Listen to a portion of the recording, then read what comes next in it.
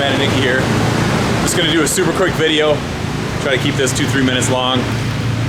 Just wanted to do a little dyno video here. We're not really doing any tuning, but the customer wanted to see this thing on the dyno. So we put it up on the dyno forum and we're just gonna see what it makes. So something a little bit different about this car. It is a 68 Camaro, really nice looking car. But you know, typically what we see in our shop is V8 stuff. This has a 6-cylinder, and not quite sure if this is a 230 or 250 cubic inch. The engine pad is so painted over I can't even see it. I'm not going to bother saying anything, trying to find out an engine code. We're not really too concerned with it. Again, we're not doing any internal work, any tuning. I did a little bit of carburetor work on it last fall, and he was back. Actually, I should say last summer when it was warm out. I did a little bit of jetting. You can see it's got a 4-barrel. I believe it's a 500 CFM poly, if I'm not mistaken. It is a 4-barrel. It's got an Offenhauser 4-barrel intake manifold to fit that 4-barrel carburetor. It's got a couple other things, MSD intake. You know, kind of a nice little restoration driver. Guy drives it every day in the summertime. It's a daily driver for him, actually. So he actually grew up with this car. This car came out of Puerto Rico, and his family had it when he was a kid living down there, and they imported the car into the States, and he had another shop do a bunch of work to it and get it up and running up to a little bit more modern standards and suspension work, wheels, tires, interior. We're just kind of cleaning it up for him, doing a little bit of runnability stuff, getting that 4-barrel. It had a couple little issues with jetting and stuff. Trying to put a 4-barrel like that in a 6-cylinder requires a little bit of adjustment to get them to run right. Just some simple stuff, you know, jetting, choke adjustment. We changed the spacer out just to get to, there was an issue with the spacer that was on it. Had a power steering leak, just a couple little things like that, just kind of, you know, continuing to fix it up for him so he can drive it every day. We did some training work on it. It had a pretty aggressive shift kit in it, which we dialed that back to just a stock valve body. It has a 700 R4 in it, swapped into it, versus you know, a 3-speed, so it's got an overdrive, which is kind of nice for cruising around.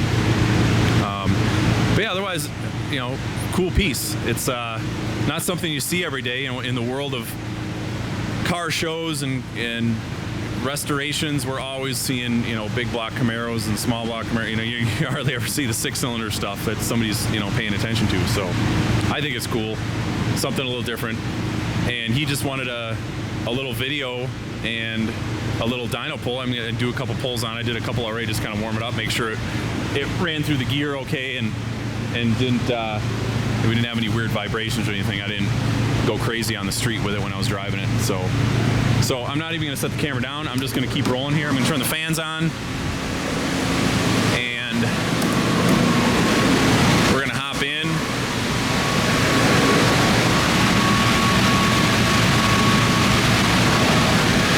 Pretty warmed up. Like I said, I already pretty much did a pull on it.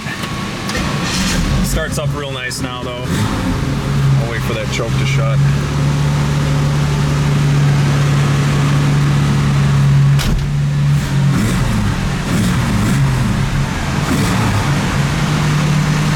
But runs pretty nice, that's for sure.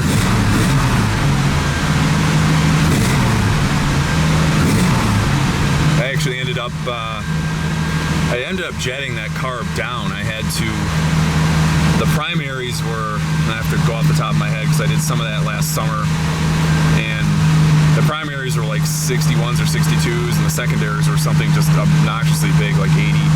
And I actually hooked my wideband gauge to it in the summertime, and when you'd get on it, it was into the 10s for air fuel. It was so rich, and it was just kind of stumbling. It was so rich, so I jetted it back, and I went way far on the jetting, and you know, it was in the middle of summertime, really humid, and I ended up putting a 56 jet in the primary, and I think I ended up at 70s in the secondaries. It's got a vacuum secondary, and so now what I ended up doing is went back up just a smidge to a 58 in the primary, and now it seems to be running really good.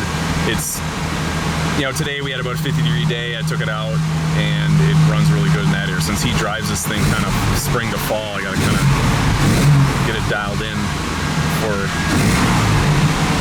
for all weather. So I went just up just a little bit back up on the primary to give a little bit more fuel.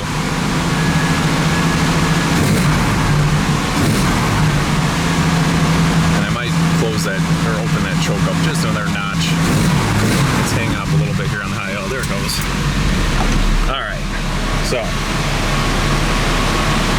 like I said, I'm gonna try and make this real quick here. I'm gonna do two pulls back to back here just to see. This car does have a custom exhaust system. It actually does. It has catalytic converters on it. The customer had another shop do that because it was just too drony and too loud with the straight through mufflers that are on it. So that might be holding us back a little bit too.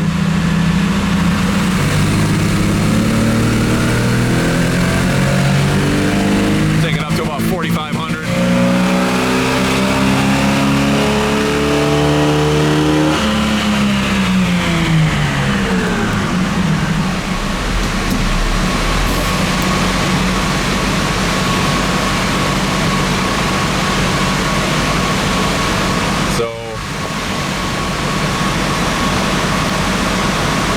It's like 107 and 159 torque. So yeah, if it's a 230, those are rated at 140 horsepower. That's about right. That might be a little short, but with those catalytic converters, that's gonna hold. I mean, these cars obviously didn't have catalytic converters on them, so that might be holding us up a little bit on the top end.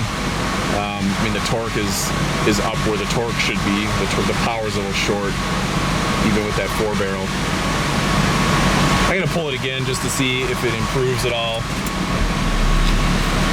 Sometimes when you do them back to back, you'll pick up a little bit on some of these carbureted cars, especially with a Cat. Maybe even blow some of the cobwebs out of it. I know he gets on it here and there, so.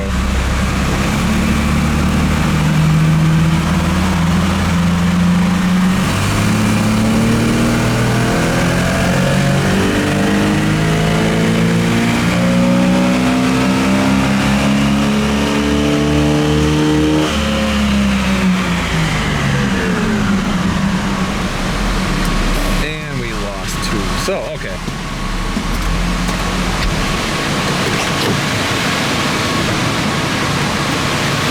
So that's going to be about it. I know I had the timing. I did set the timing on this thing.